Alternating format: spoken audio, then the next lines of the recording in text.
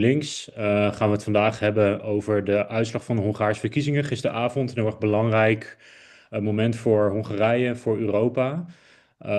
Ik ben gelukkig niet alleen om dat te bespreken. Ik ben hier vandaag met Huub Bellemakers, Hongarije-expert en op dit moment ook aanwezig in Budapest. Huub, welkom. Heel goed dat je er bent. We gaan met jou de uitslag bespreken, de gevolgen voor Hongarije, de gevolgen internationaal. En ook hoe de campagne is verlopen. Want jij hebt het van verschillende kanten heb je het, meegemaakt. En ben je al een aantal dagen of wel zelfs langer dan een week in Hongarije om dat te onderzoeken. Dus dat is supergoed dat we jouw ervaringen hier mogen meenemen. En over ongeveer 20 minuten komt ook een collega uit Hongarije, Adam Agocs, erbij van de MSP, de Hongaarse Sociaal-Democratische Partij, om ook vanuit zijn kant te vertellen over hoe hij deze verkiezingen heeft beleefd en nog steeds beleeft, want alles is nog volle bak gaande. Ja, Huub, om met jou op te starten, wat is op dit moment de sfeer in Budapest? Want ik heb echt grote festiviteiten gezien, in ieder geval bij het parlement ook, hè? Ja, nou, ik denk dat hij nu is het weer normaal, maar gisteravond was het groot feest. Ik was op een plein, was ik aan de uitslagen aan het bekijken. Nou, daar was het groot feest. Ik ging naar huis. Op elke hoek van de straat, ja, alsof je een WK voetbal of iets dergelijks vindt. Wat we hopelijk ooit nog gaan meemaken. Maar echt, gewoon, echt een hele uitgelaten sfeer. En ik ben zelf bij heel veel verkiezingsuitslagenavonden geweest. En nou, dan kun je euforisch zijn omdat je moe bent en hard hebt gewerkt, maar dit sloeg alles. Ja. En waar heb jij hem gisteren meegemaakt? Was je bij de Tisza-festiviteit? Want ik zag dat zij een hele grote samenkomst hadden dicht bij het parlement, toch? Ja, ze zaten aan de overkant van het parlement, zeg maar. Als je Budapest kent, heb je het parlement, dan heb je de Donau en dan... Zij zaten aan de overkant. Nee, ik heb ervoor gekozen om ergens anders op een gewoon caféplein, zeg maar, te volgen. Omdat, ja, het was daar zo verschrikkelijk druk en de meerwaarde was ook niet zo groot. Ehm, maar ik heb wel, op dat caféplein hebben we bijvoorbeeld wel de overwinningsspeech van Magyar kunnen luisteren en bekijken. Want ja, er waren gewoon twee grote buitenschermen, maar dan met politiek op. Zeg Ja, maar, echt zoals je met de WK voetbal kijkt buiten. Alleen dan met de uitslagenavond. ja, dat hebben we in Nederland nog niet vaak op die manier meegemaakt. Nee. Wie weet dat het in de toekomst ook nog eens gebeurt. Ik vergeet altijd bij te zeggen aan het begin van zo'n webinar dat we natuurlijk ook live publiek hebben. Dus als je vragen hebt voor Huub en zometeen ook voor Adam, gooi ze in de chat en ik geef ze hier door. Ja, stel vooral al je vragen over Hongaarse politiek die je wil stellen. Ja, misschien om gewoon met de uitslag te beginnen, want het is echt een enorme overwinning voor Peter Magyar. Hij heeft ook een supermeerderheid behaald. Ik zag dat hij nu de prognose 138 zetels van de hoeveel zijn het in totaal? 179 uit mijn hoofd. 199. 199, ja, dus 138 van 199. Hoe wordt die uitslag een beetje beleefd? Huub, is het een grotere overwinning van Magyar dan was verwacht? Of... Ja, kijk, er waren natuurlijk wel peilingen die hierop wezen. Maar eigenlijk niemand geloofde die peilingen echt helemaal. Zo van, ja, het zou wel die kant op gaan, maar heel veel mensen dachten echt van, ja, nee, Fidesz zal nog wel wat trucs uithalen en zo groot zal die steun niet zijn. Dus heel veel mensen dachten, nou, een gewone meerderheid, dat zal wel heel mooi zijn. Het blijkt dat met name in de kiesdistricten, daar heeft Mazar ook gewoon veel meer gewonnen dan, ja, dan van tevoren werd gedacht. Je kan ook zeggen, één pijler zat er heel erg goed op. Maar ja, dat is echt. Het is gewoon meer dan wat de mensen dachten of durfden te hopen. En ja, dat maakt het natuurlijk wel heel erg interessant. Omdat met zo'n tweederde meerderheid, ja, dan kun je wel een hele hoop dingen veranderen. Ten goede of ten kwade. Ik bedoel, hè, want dat is ook nog wel een ethisch dilemma. Ja, Orbán heeft gebruik gemaakt van die tweederde meerderheid om de grondwet te veranderen, om heel veel dingen te snel door te voeren. Moet je dat op dezelfde manier ook willen doen? Maar goed, daar komen we zo nog wel op.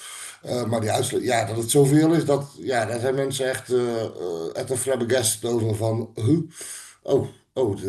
We zijn toch dapperder of we zijn toch vooral meer veranderingsgezind dan gedacht. Ja. Ja, dus dat is ook een soort, ja, hoe noem je het, een soort copingmechanisme. Nou, natuurlijk 16 jaar Orbán en ook een aantal verkiezingen die heel teleurstellend zijn verlopen, zoals in 22.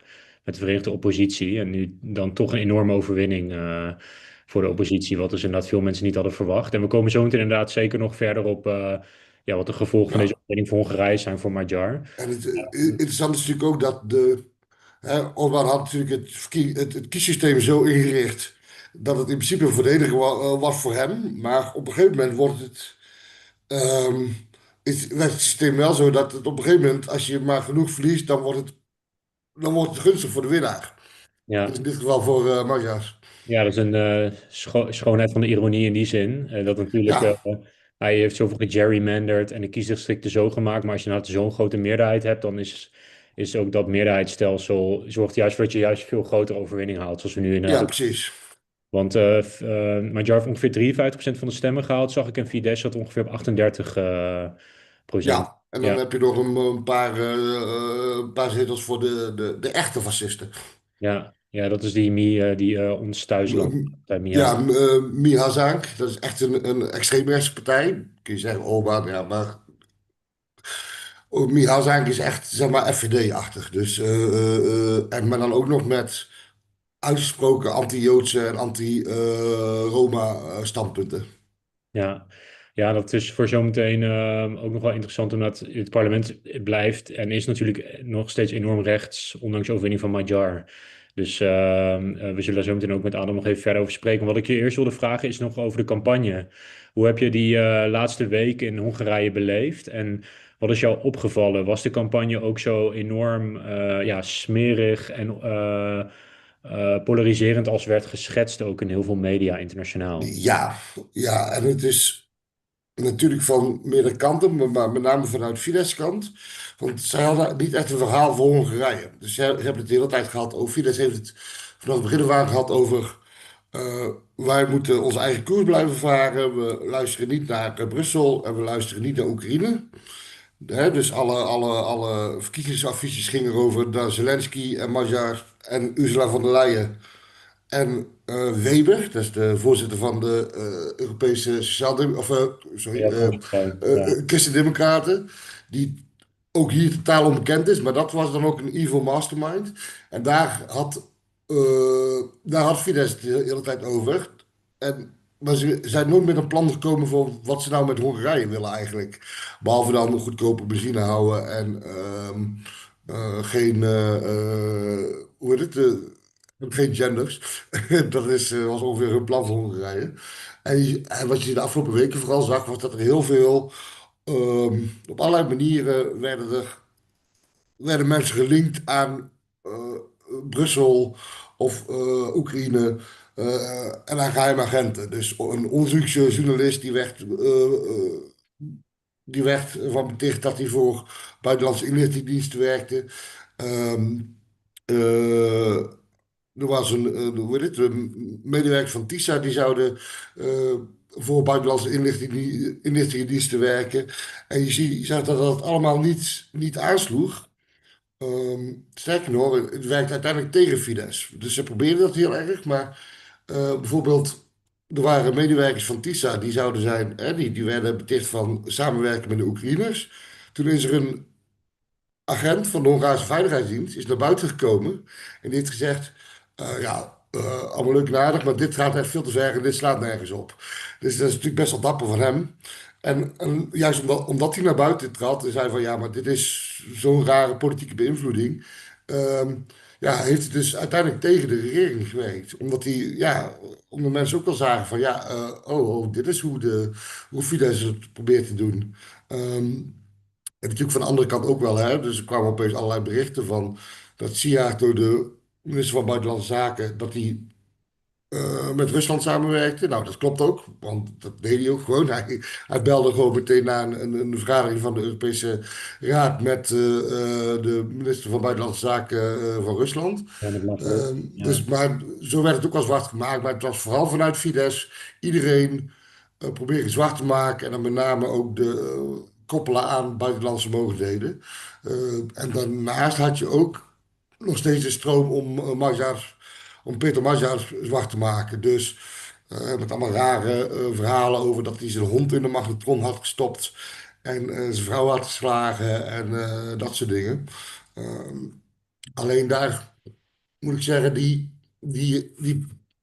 hebben ook niet echt geplakt, die beschuldigingen. Omdat die namelijk, dat hebben ze al 2 jaar proberen te doen. En dat is eigenlijk niet gelukt al, om het aan hem te laten kleven. Ja, en Magyar is natuurlijk ook in eerste instantie groot geworden door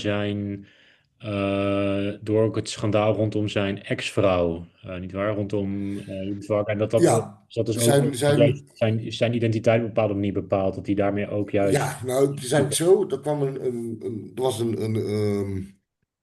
was een schandaal van pedofilie.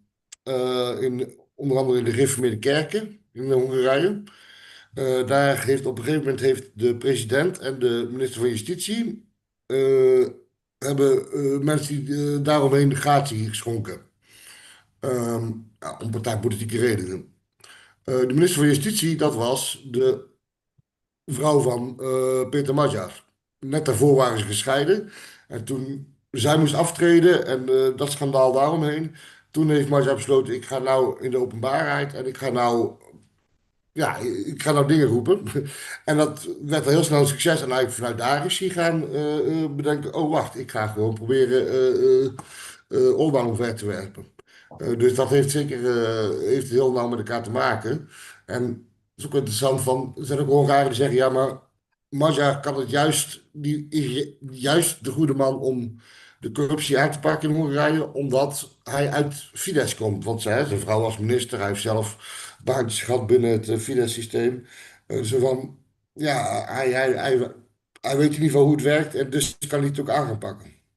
Ja, hij is in 2 jaar tijd enorm in populariteit daardoor gestegen. En je vertelt inderdaad ook al over de Fidesz-campagne, een hele polariserende campagne, heel erg op internationale thema's gericht. Op Hongarije niet in oorlog willen storten. Aan de ene kant juist tegen heel veel internationale figuren, maar zich ook linkend aan allerlei extreemrechtse mensen, ook zoals J.D. Vance, die natuurlijk naar Budapest is geweest om de campagne van Orbán te ondersteunen. En terwijl aan de andere kant Tisza en Peter Magyar daar echt een campagne tegenover stelden van juist heel erg focussen op corruptie, maar ook op de economische stagnatie die Ja, onder Fidesz heeft plaatsgevonden en ook heel erg in bepaalde regio's in Hongarije zichtbaar is geweest, toch? ja. Nou ja, en dat is het goede wat Magyar heeft gedaan.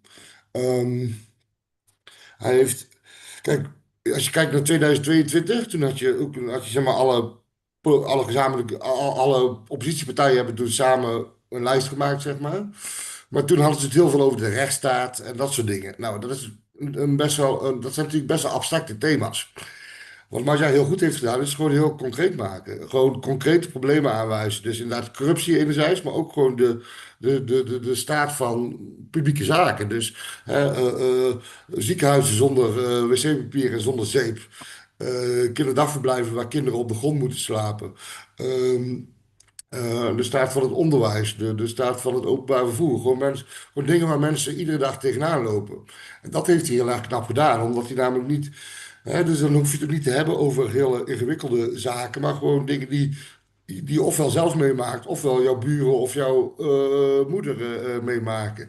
En dat is uiteindelijk wel de sleutel geweest tot het succes. En dat inderdaad gekoppeld ook aan. Hij heeft in de afgelopen 2 jaar. Heeft hij, ik geloof, iets van 200 dorpen en steden bezocht. Viktor Orbán, die was nergens te zien in het land. Ja, heel af en toe een keer ergens bij als er een brug werd geopend of zo. Maar Magyar ging echt de meest kleine dorpen, ook al stonden er maar 30 mensen voor hem, bleef je maar dat verhaal vertellen. En dat heeft hij ook heel erg, dat heeft hem ook heel erg geholpen. Juist om te laten zien dat hij ook, dat hij dat niet alleen voor Boedapest is, maar juist ook voor alle kleine dorpen en steden waar het economisch echt heel slecht gaat. Ja, precies. En kun je wat vertellen over de soort kiezers die nu op Tisza hebben gestemd en ook de mensen die nog op Fidesz hebben gestemd? Wat is een beetje de achtergrond en de samenstelling van die kiezersgroepen? Is dat redelijk eenduidig? Fidesz, ja, nou, Fidesz is vrij makkelijk. Er zijn namelijk met name ouderen op het platteland. En dat is natuurlijk, dit soort statistieken zijn altijd, hoe heet dat? Generaliseren. Dat is gewoon per Ja. definitie zo. Maar grosso modo, oudere kiezers op het platteland die met heel traditioneel mediagebruik, dat zijn de mensen die op Fidesz hebben gestemd. Eh, Alle anderen hebben, hebben ongeveer op Tisza gestemd. En dat wordt wel interessant. Maar, dus dat is een hele bonte coalitie van linkse mensen, stadse mensen, jonge mensen. Maar ook heel veel oudere mensen. Ook gewoon die te maken hebben met de gezondheidszorg. Dus wat er op Tisza heeft gestemd is, ja, eh, is echt een hele brede groep mensen. Dus ehm, ja, daar kun je juist weinig generaliserend over zeggen.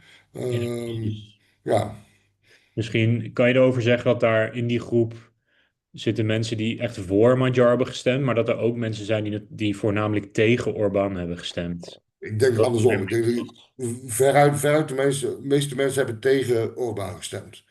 De, ook omdat Magyar had geen partij achter zich. Die heeft geen, of er is een partij nee, officieel had hij een bestaande partij heeft hij eigenlijk overgenomen, want dat was gewoon administratief makkelijker. Maar er was verder had hij geen achterban of zo. En, hij heeft wel 200 pagina's aan verkiezingsprogramma, maar ja, dat hebben de meeste mensen ook niet door. Dus het is niet een. ehm, dus veruit de meeste mensen hebben gewoon tegen Orbán gestemd, tegen het Fidesz-regime. En dan wordt natuurlijk ook de uitdaging voor Marja nou om die mensen een beetje vast te houden. Maar ik denk, want heel veel mensen hebben, die ik heb gesproken in ieder geval. Maar goed, er zitten relatief veel linksleunende mensen bij, maar die hebben ook echt zoiets van ja, het is ook niet mijn man, het is ook niet mijn beleid, het is ook niet waar ik voor sta. Maar alles beter dan Victor. Ja, ja, precies. En inderdaad, ja, voordat we verder gaan inderdaad naar wat nu de verwachtingen van Magyar zijn voor Hongarije en internationaal. Misschien nog over de verkiezingen zelf. Hoe zijn de of tot nu toe de rapporten en ja, de verkiezingen zelf zijn verlopen? Dus er zijn natuurlijk verkiezingswaarnemers en er zal er ongetwijfeld nog van alles over uitkomen. Zijn ze over de algemene verkiezingen gewoon goed verlopen? Zijn er incidenten geweest? Of... Ja, er zijn wel incidenten geweest. Ik bedoel, deels incidenten zoals wij die ook hebben in Nederland. Weet je wel, gewoon mensen die, gewoon dingen die gebeuren in een stembureau. Als in En Gorkum bijvoorbeeld. wat zei je? Als in Gorkum bij de lokale verkiezingen. Dus, Ja, nee, ja, precies. precies, ja. Ehm, ehm, ja, ik was gisteren ook op een stembureau. Dat is in principe gewoon hetzelfde als in Nederland met een rij vrijwilligers. En dan moet je je identificeren en dan krijg je blaadjes en dan een stemhokje en een kliko. Ehm, er waren wel wat beelden van bijvoorbeeld stembureau mensen die iemand gingen helpen om op Fidesz te stemmen. Ehm, maar ja, grosso modo denk ik dat het redelijk goed is verlopen. Ehm, maar dat is eigenlijk altijd wel. 4 jaar geleden ook, weet je wel. Ja, er is van alles mis met het systeem hier. En ook, ehm, maar veruit het meeste zit hem niet in zeg maar, het technische aspect van de verkiezingen. Maar dat is natuurlijk maar een klein deel van democratie. Maar zeg maar gewoon van, er worden geen bakken vol met stembiljetten ergens vandaan getoverd of kwijtgemaakt of zo. En dat is eigenlijk nooit geweest. Nou, Ehm, dat is wel ja, goed. Ja, ja, dus het probleem zit hem hier deels in de media, die allemaal, die voor 80% in de handen van Orbán zijn. Ehm er zit hem in het kopen van stemmen, ofwel direct ofwel indirect. Namelijk, ofwel met name Roma-gemeenschappen, die zijn er vatbaar voor vanwege hun sociaal-economische achterstand. Van hier heb je geld, ga maar dan moet je wel op Orbán stemmen. Of ga wel op Orbán stemmen, anders krijg je je uitkering niet. Omdat burgemeesters, met name in het dorp, hebben best wel veel macht. Maar dat gaat veel verder. Het gaat er ook gewoon om van, oh, jij wil een straat gaan repareren in het dorp. Prima, maar dan weet je wel wat je volgende keer moet stemmen. Ja, dus dat is wat indirecter. Dus dat soort dingen zitten natuurlijk wel een groot probleem. Maar ja, puur technische verkiezingen, ja, die zijn wel goed gegaan, volgens mij. ja, precies. Ja, dus daar, ja, want daar was nog echt wel een concrete angst, ook vanuit de internationale gemeenschap, dat Orbán bijvoorbeeld die uitslag niet zou accepteren of dat er ja, op hele grootschalig gefraudeerd zou worden. Maar dat Ja, lijkt... ja en kijk, het scheelt natuurlijk dat de uitslag zo, of de winst van Magyar zo groot is. Kijk, ja, als het dicht bij elkaar had gelegen en het zou op enkele kiesdistricten Het zou van enkele kiesdistricten afhangen. Dan had je natuurlijk echt een ander verhaal gekregen. Want dan, ja, dan kun je gaan denken aan dat met hertellingen of weet ik veel wat. Maar met Ja, zo'n grote overwinning, ja, dan is het ook wel klaar. dan is En ik dat heb ook zelf wel. altijd wel geloofd van dat Orbán nog wel zoveel democraat is dat hij ook altijd dat hij weg zou gaan. Ja. Ja, precies. Nee, want dan had het scenario zoals bijvoorbeeld in 2020 in de VS, toen het dichter bij elkaar lag, had mogelijk kunnen zijn. Maar nu ligt het zo ver uit elkaar dat dat Ja, precies. kan. En kijk, de rest is natuurlijk speculeren. Ik bedoel, je Ja, weet niet hoe het anders precies. was gelopen. Maar ja, met deze winst, ja, dan is er gewoon niks meer dan is er gewoon niks meer aan te waarderen, zeg maar. Ja, precies. Ik heb inmiddels collega Adam in de waiting room. Dus we gaan over naar het Engels. En dan zullen we inderdaad verder spreken over ook de gevolgen van deze uitslag voor de Hongaarse en ook Europese politiek. Hi, Adam. Hopefully you're able to hear and see us. I think you're coming in just now. Hi, Adam. Welcome to the webinar. We are live already. So we just discussed with Huub the main results already from the elections. Hi, Adam. Welcome. And Hi. thanks for joining. So we already discussed the main results of the elections, also how the campaign went. So we're very keen also on hearing your ideas and opinion, especially on also what the repercussions and will be for Hungarian and European politics of this resounding Magyar victory. But first of all, thanks for joining because you're very busy in many ways. And also, of course, after all the festivities probably last night, it's not a given fact to be here. So thanks for joining, Adam. How was yesterday evening for you personally? We're just happy, I guess. Yes, from our perspective, it's we were happy. Hungary is happy to get rid of these guys. And on the other side, I think everybody feels that this might be a reset. This can be how it's changed, second change of the system, like a second 1990. Yeah, so it was pretty happy, but also it was everyone. Everyone from my sphere felt the responsibility for that, to reintroduce a new election law, to reintroduce a new, whole new legal structure, basically, in Hungary after 16 years like that. So, yeah, but on top of all that, it was pretty happy, yes. Yeah, great. And you are working as a campaign consultant for the MSP party, the Hungarian Yes, Socialist Party. So, yes. how did you read the first comments of Magyar after the victory? What are your expectations from him? Do you hope that he will very quickly also use the supermajority he has to put Hungary back to the path of democracy and rule of law? What are your expectations? Yeah, I guess so. We hope. Uh, it's hard to tell because it's really easy to say something like that in a situation like this that, you know, since we are in Eastern Europe, maybe a leader with that majority will try to form the system somehow around himself. But this election yesterday, this historical election that happened yesterday was kind of a get together from all sides. So it was not about ideologies, not about parties, not really, but it was about you know to go with that chance that everyone can march behind this party, this relatively new party. This party that won the election yesterday was basically not founded, but got into a serious stage 2 years ago. So before that, not the guy, but no, not the Tisza party, this Freedom and Respect party, they weren't around, Respect and Freedom. So I think Magyar, this guy who won yesterday, and on one hand, it's an experience, right? So basically, Hungary just gave a super majority to people who wasn't around in the past years. Really, to folks who started to play with the idea to become a politician like half a year ago.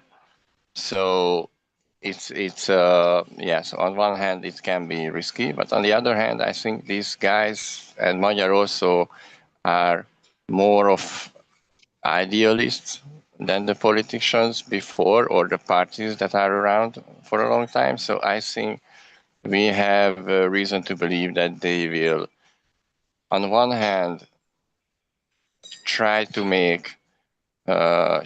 get everyone on board, the parties that backed him, even the whatever will remain of Fidesz. So I think they think really seriously about to bring everyone on board with that and to try to make a new societal contract, if you like, so to restart Hungary together with all sides. And this is the idea that they come out of. So I think, yes, we have reason to believe that they will bring back Hungary to rule of law, or at least try to do it. On the other hand, of course, it's in Hungary to win an election. Of course, you need to need to make promises, obviously. So, on the other hand, what's hard for them, what's risky for them, is that their platform was not just about bringing back the rule of law, rebuild democracy in Hungary, but also about and shrinking corruption or get rid of corruption and know that who did what in the past years. These can be easily made or kind of easily made. On the other hand, there is this electorate who will want some, results in terms of well-being, which will be really more harder to deliver in 1 or 2 years. And I think, based on what Magyar tells in interviews or behind doors or whatever, he knows this. So I think the guy is starts this job pretty responsibly now and feels that he has 2 ways now. With this supermajority, he can start to, legally, he has the chance to start something like Orbán did, but on the other hand, he has the chance to, be a real statesman here.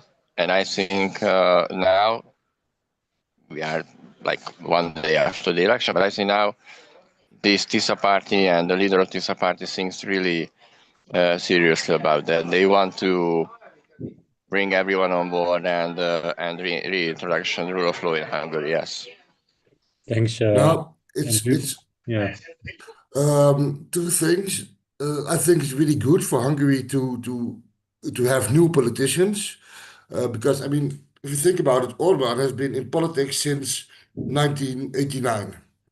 And his Fidesz comrades like Deutsch Tamás they all have been together in this since the communist era, but also on other sides like with the MSP, with the DK, all these politicians, they just keep on being politician, and they weren't. Nobody believed them anymore. So it's really good. Also now. Clara Dobrev, who is in the EP, also resigned as a party leader. And I think that's really good for the Hungarian politics in general. So that a new generation, new people can get into politics. The other thing is, of course, it will be really difficult for Magyar to repair mainly the economic system. He isn't a magician. No politician is. So he can't make hospitals run again by tomorrow. He can't fix the roads in Roma communities tomorrow. So that will be really interesting how he manages the expectations versus the reality, which is that Hungary is a poor country now with a lot of bad policies, which you can't change really quickly. And also, one of the 2 difficulties, one, there are a lot of Fidesz people everywhere on every level of government. So what will they do? Will they cooperate with the new government or will they hinder it? And also, because the Tisza is such a big tent party now, we don't know whether there will be whether the party will hold it together. Will there be dissidents? Will there be people who say, "Oh, I didn't sign up for this"? So because there is not much ideology, we don't know how long this will last. So those are the two: one economic or policy. Um, um, so challenge for Magyar, and also the political challenge from how can he hold his Tisza party together. Yeah, exactly. And maybe it follows up quite nicely with a question I got from the chat. So someone asks how strong and tight Fidesz's grip on Hungarian institutions is in practice, and how hard it will be for Magyar to free the system from the grip of Fidesz, even with a two-thirds majority. So maybe Huub, if you want to start, and then Adam to follow up. Mm. Yeah, it will be difficult. I mean, Magyar yesterday called for some people to resign on top of some top people. Like the That would president, help. right? Yeah. Yeah. But in general, yeah, I mean, there's so many mayors, but also, I don't know, people in the at the railway business or everywhere. It's and it's really difficult to get new relations. Like also for media, it's going to be really difficult to have a normal relationship with both media and other media again, because. For example, I talked to the editor-in-chief of one of Hungary's leading newspapers, and he said, "Yeah, okay, so probably at state media, a lot of people will be fired or will go away, and then they take our journalists, but then we we won't be able um, um, to do our job as well as we used to do. So the whole system which Fidesz created makes it really difficult to get rid of that all of a sudden. So I'm really curious how this will play out. Yeah, exactly. And there's also the whole kind of system of distrust in people. So yeah, not again coming back to whatever they did before. Indeed, Adam, do you have something to add here? Yes. I mean, we are still analyzing the data there, but what my first feeling or first hunch is that these 3 million voters that backed Tisza yesterday, so this electorate has to have a pretty big chunk or a relatively big chunk of public servants. So basically, one of our ideas of what happened yesterday is that, I mean, we see a lot of things, right? That the youngsters came along, first voters, a lot of things. But it seems that there was I'd say at least 300,000 folks, voters, who are working for the state or for local governments or for any kind of firms that owned by the state. And I think these guys were pretty straightly counted to Fidesz. And I think it's since, if you check the whole Hungarian electorate, there has to be somewhere like 500,000 people who came from somewhere that weren't there before.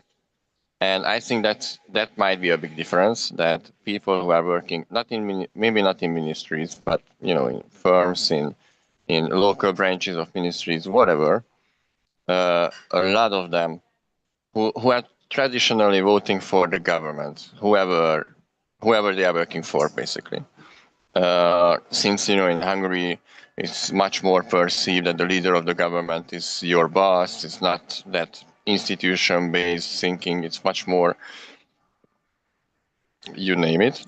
But I think there's a big chance there, or there's a big hope there, that these people started to feel at the end of the last week, the last 2 weeks, that they can go, they can do their votes. They don't need to vote for Fidesz just because they are working for the government, stuff like that.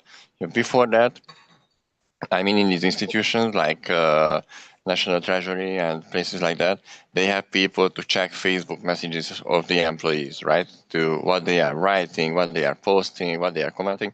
And despite of that, it seems that they came out and started to vote against Fidesz, vote against this working, this system. So I think that's one of the strong chance there that the institutions might have a chance to, work freely, not to work.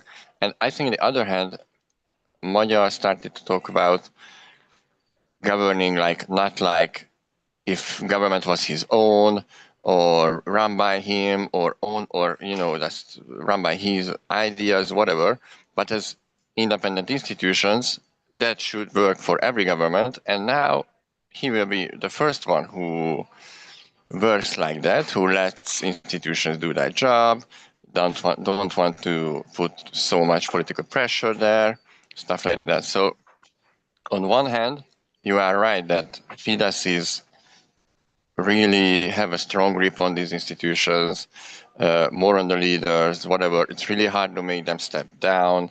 You, even with supermajority, you need to do grayish stuff to oust them.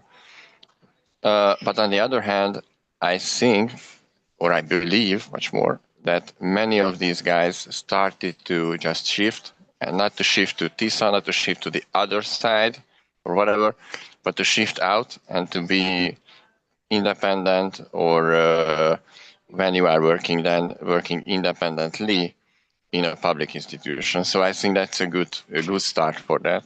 And on the other hand, the first notes that Magyar came out with were pretty, I think, promising from the point that he explains really clearly that he comes from the right. He's a conservative guy, but he wants to let everyone to flourish. And he understands that this coalition that voted for him yesterday is not his voters only, but a lot of voters from every side of the aisle that wanted to oust Orbán, and he understands that. So I don't know if he will, in weeks or in months when problems will arise, try to, build stronger grip. But now the first speech, the first talk, the first things are, I think, promising in terms of changing the system, yeah. So those are hopeful signs. We got another question from the chat, so I would like to stay with you for that one, Adam. And also, we have around a little less than 10 minutes left. So if you have any questions still, then please let us know before we end the webinar. So Adam, next question is, and that's why I want to start with you, is about the left and progressive leaning forces in Hungary. So someone asks, it's obviously good news that Orbán has been defeated, but Magyar is, to my knowledge, a right-wing conservative. What chances do left-wing and progressive forces have in the coming years? So would you like to start? And then I'm also very keen on hearing from you, Huub, as well. Yeah, I think we need to mention two things there. One is that what are the chances of the left? I think that's a stronger one, and the other one is that how the rules around the election, the law for the election laws will change, or if they will change. So let's start with the easier one, the second one, the election laws. So Magyar promised to change election laws. All the parties have a lot of ideas that step down. So even we, MSP, Hungarian Socialist Party, and many others, Momentum, the Liberals, parties like that have a lot to say about that, have ideas, put out how we would change. We would make a more proportional system there, whatever. But I think that's one of the important questions. Since what happened in Hungary, this division is backed by the current election laws, pretty much. On the other hand, I think it's promising. I think since Magyar comes from a traditional lawyer family, I mean, he can take his lineage back to 200 years of lawyers. I think he is really keen on that. He wants to, he wouldn't,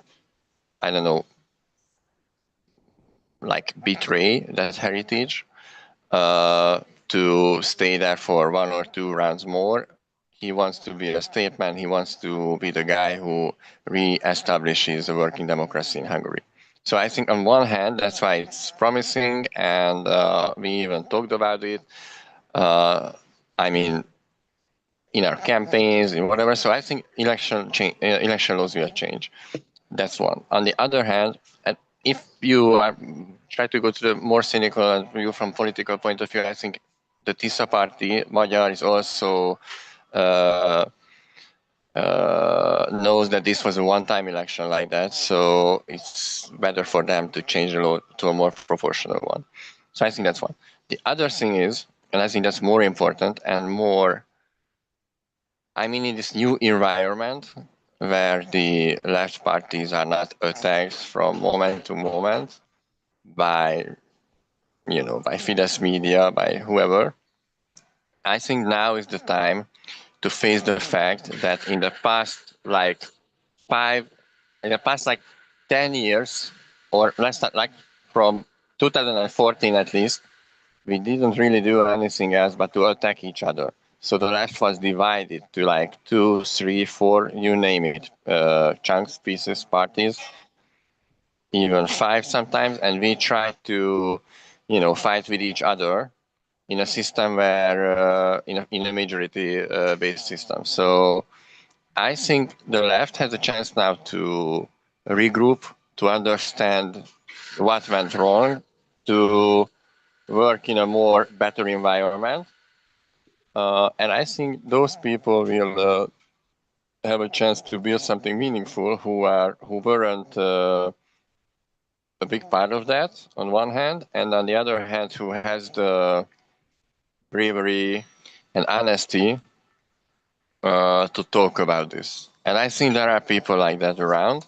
And even on this election, a lot of new voters, first voters, movements, whatever, showed up from the left that I think has a chance to make a meaningful cooperation to build a new political platform in Hungary, which is, let's say, beyond all the parties that were around before, and who has the chance to build something with these guys who were around, but with new guys also. So what I try to say everyone around is that what we need to focus on in the coming half year or 1 year is to make new platforms to meet these guys who came out, who voted, who want to be there, who wanted to change, and who think in a more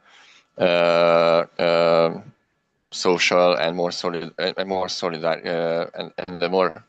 and a society with more solidarity. Yeah, so much more leftist, if you like. Yeah. So I think it's a better chance for that.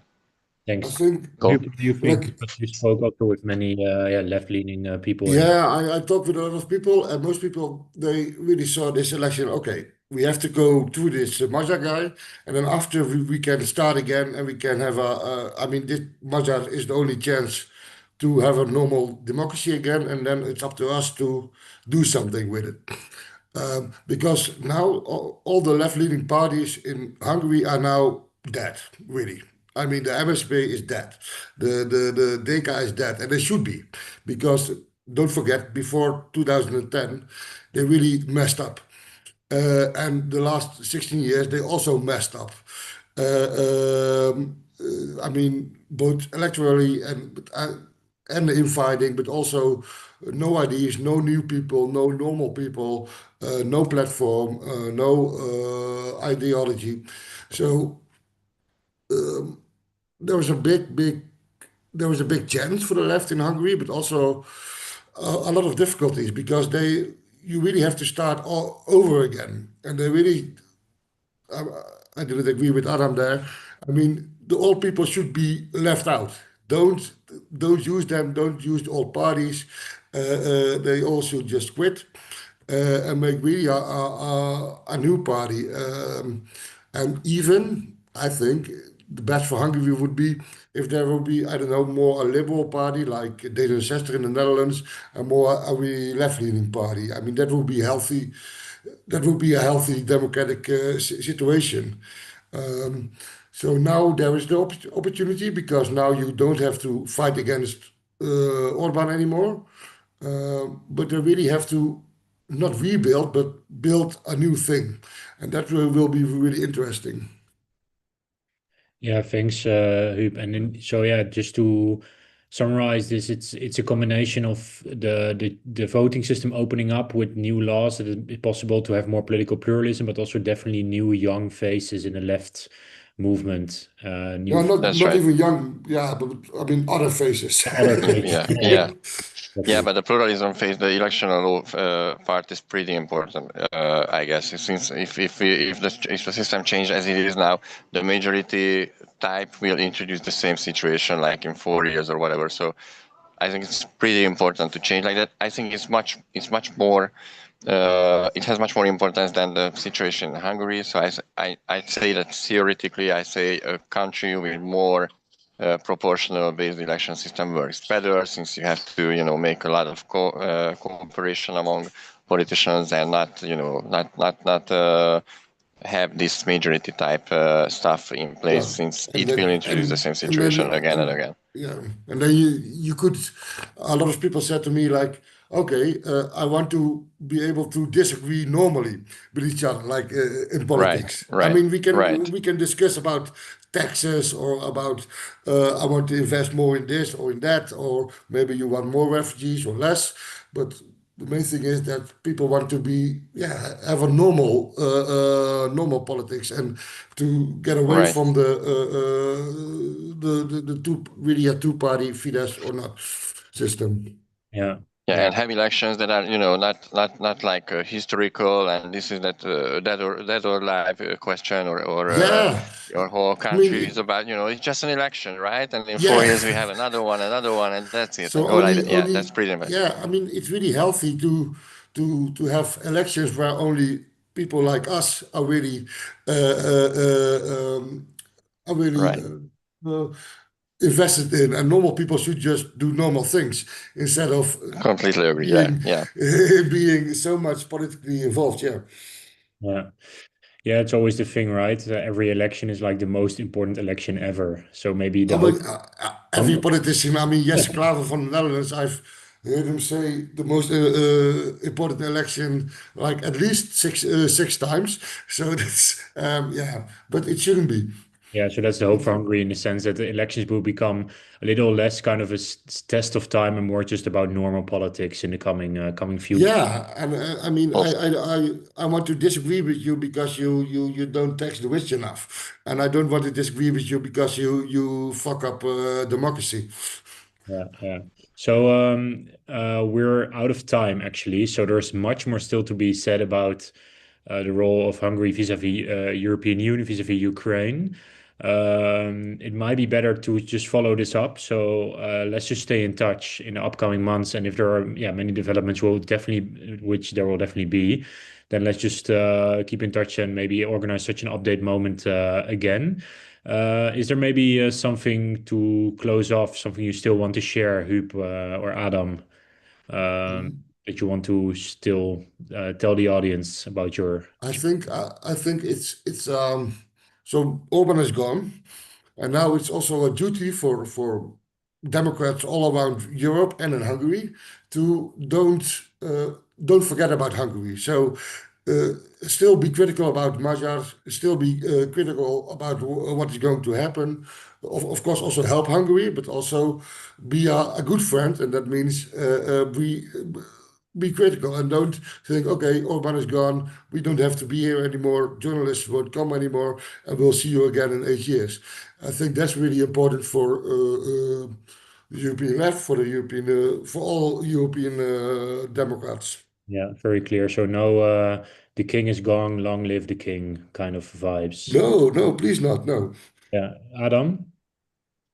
yeah, I completely agree. I completely agree. I think that it's a pretty good and new chance to Hungary to uh, the vo- to every voter to be part of it, to understand it, to make a new style of politics in Hungary, and so like you said, that the problem is not solved, this culture will stay with us. I don't know for how long, but will be there, that Orbán introduced. So now the task is to not just, to make a more democratic, but basically structure the same democracy, but to give more chance, more power to the people, to be honest. Yes, and since we have a municipal election in 3 years, and we also have an economic crisis now we are in it. I think it's more important that how politics will, what language we will use. We need to shrink this whole warfare language to a more normal, if you like, or decent language in Hungarian politics. So I think it will be a task, not a war, but a task in the coming days, and everyone has his fair share in it. Yeah, and also I was really happy to hear that. Yes, I completely agree. Countries from abroad, in the EU, in whenever and those members of European Parliament, journalists, whatever, has also their fair share in that. Can be. So I hope we'll deliver. Exactly. So we have to keep the attention, and that's something definitely also a task for us. Coming from political foundation in the Netherlands, to also keep organizing these kinds of things, to also keep the attention going in that way. So for this moment, thank you so much, Huub. Thank you so much, Adam, for being here, calling in from Hungary. We'll definitely keep in touch. And thank you also to the viewers for being here, for asking the questions, and hopefully to see you soon at the next webinar. So enjoy the day, and thank